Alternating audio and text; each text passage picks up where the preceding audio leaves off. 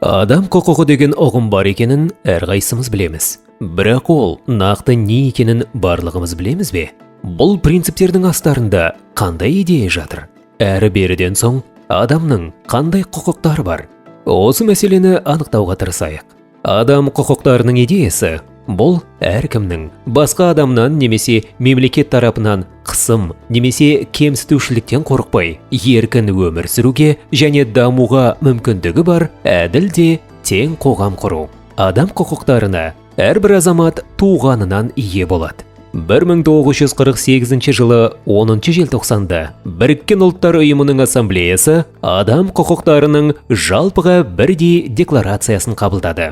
Мұны тарихи құжат деп бағалауға болады. Өйткені онда адам құқықтарын әмбебап, бөлінбейтін және ажырамас деп тану, жаһандық мойындау мен құрметтеу қажет екені көрсетілген. Декларация барлық адамдар еркін және қадір қасиеті мен құқықтары бойынша тең болып туады деген қағидаға негізделген. Құжат адамның негізгі құқықтарын сипаттайтын 30 бапты қамтиды. Оның ішінде өмір сүру және бостандық құқығы, ойлау, ар-ождан, сенім бостандығы, еңбек ету, демалу және бос уақытты өткізу құқығы, өз елін басқаруға қатысу құқығы және білім алу құқығы бар. Декларация кемсітушілікке, құлдыққа және адам саудасына, азаптау мен қатыгездікке, негізсіз тұтқынға алу мен қамауға алуға, жеке өмірге араласуға және ар-намыс пен беделге қол сұғуға қарсы. Омбудсмен институтының тарихы 18 ғасырдың аяғынан Швецияда алғаш рет омбудсмен тағайындалған кезден басталады. Содан бастап көптеген елдер азаматтардың құқықтарын мемлекеттік органдар мен мекемелер тарапынан болатын бұзушылықтардан қорғау үшін осыған ұқсас институттарды енгізді. Қазақстандағы адам құқықтары жөніндегі ұлттық институт, адам құқықтары жөніндегі уәкіл. Омбудсменнің негізгі міндеті адам құқықтарын қорғауға жәрдемдесу. Қазақстанда омбудсмен институтын құру идеясы алғаш рет 1995 жылы қаңтарда Біріккен ұлттар ұйымының адам құқықтары жөніндегі жоғарғы комиссарының кеңсесі Женевада ұйымдастырған халықаралық семинарда айтылды. 2002 жылғы 19 қыркүйекте Қазақстан президентінің жарлығымен адам құқықтары жөніндегі уәкіл институты құрылды. 2022 жылғы 5 қарашада мемлекет басшысы адам құқықтары жөніндегі уәкіл туралы конституциялық заңға қол қойды. Нақтылап айтқанда ол адам құқықтары жөніндегі уәкілдің мәртебесін, өкілеттіктерін және тәуелсіздігінің кепілдіктерін белгілейді.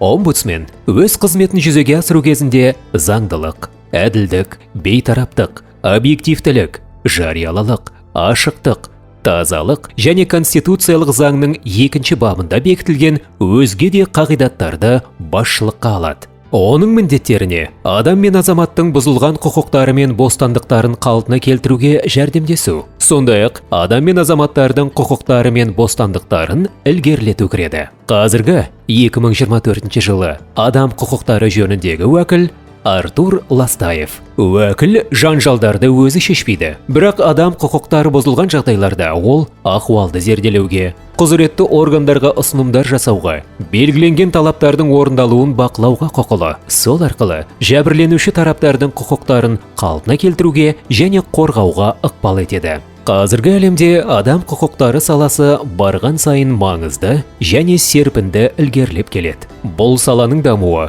қоғамдағы, технологиядағы және тіпті геосаясаттағы қиындықтар мен өзгерістермен байланысты. Бір жағынан, бұл сөз бостандығы мен ақпаратқа қол жеткізу құқығын насихаттайды. Екінші жағынан, құпиялылық пен жеке деректерді қорғау, сондай-ақ пікірді көпшілікке тарату үшін жауапкершілік мәселелерін көздейді. Қазіргі әлемдегі адам құқықтарының дамуы үнемі бейімделуді талап етеді. Бұл әрбір адамның құқықтары қорғалатын және құрметтелетін әділетті де ізгі қоғам құру әлеуетін сақтайтын міндет. Үздіксіз өзгерістер дәуірінде адам құқықтарын нығайту үшін қоғам мен мемлекет арасындағы диалогты, тәжірибе алмасуды, және озық тәжірибені енгізуді жалғастыру маңызды. Жаһанданудың күшеюінен өзара байланыстың жаңа сценарийлері пайда болуда, және адам құқықтары саласы әртүрлі қауымдастықтарда тиімді болу үшін интернет пен әлеуметтік медиа сияқты